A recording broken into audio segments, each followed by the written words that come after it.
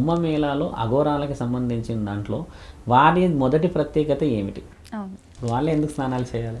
ఇప్పుడు చూడమ్మా, ఒక సరస్సులలో ఈ జీవనదులలో ఇప్పుడు ప్రయాగరాజులో జరుగుతున్న దాంట్లో ఏంటంటే ముఖ్యంగా అమృతపు పడిన 4 బిందువులలో కొన్ని జీవరాశులు ఉంటాయి. అంటే అందులో విషాన్ని జిమ్మే జీవరాశులు ఉండవచ్చు, కలుషితమైన నీరు ఉండవచ్చు, కలుషితమైన ఇంకేదైనా కూడా ఉండవచ్చు. కాబట్టి ఎవరైతే మొదటి స్నానాన్ని ఆచరించి ముందుకు తీసుకెళ్తారో దాని యొక్క అంతరార్థం ఏంటంటే అమ్మ, చితాభస్మాన్ని రాసుకుంటారు అఘోరాలు.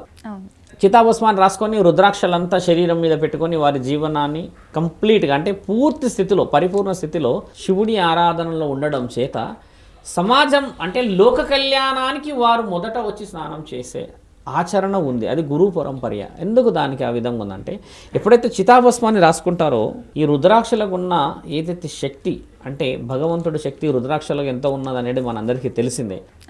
అలాంటి విషయ వివరణకి వారు మొదట వచ్చే గంగా స్నానాన్ని ఆచరించినప్పుడు వీరి శరీరం మీద ఉన్న దైవాధీనానికి సంబంధించిన శక్తి అంటే డివైన్ కాస్మిక్ పాజిటివ్ పవర్ అంటారు దాన్ని.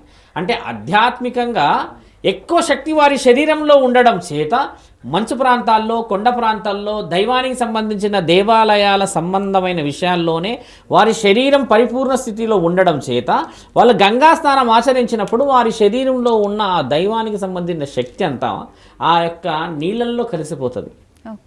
కలిసినప్పుడు అక్కడ ఉన్న జీవకణాలు అంటే విషపూరితమైన కంటామినేటెడ్గా ఉండే వాటికి విరుగుడులాగా పనిచేస్తుంది వీరి శరీరం.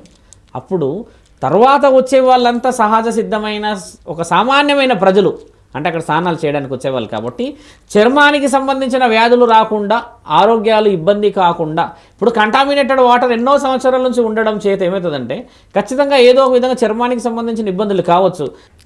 అందుకని వాళ్ళు ఏం చేస్తారు, మొదట స్నానం అఘోరాలే చేస్తారు అక్కడికి వచ్చి.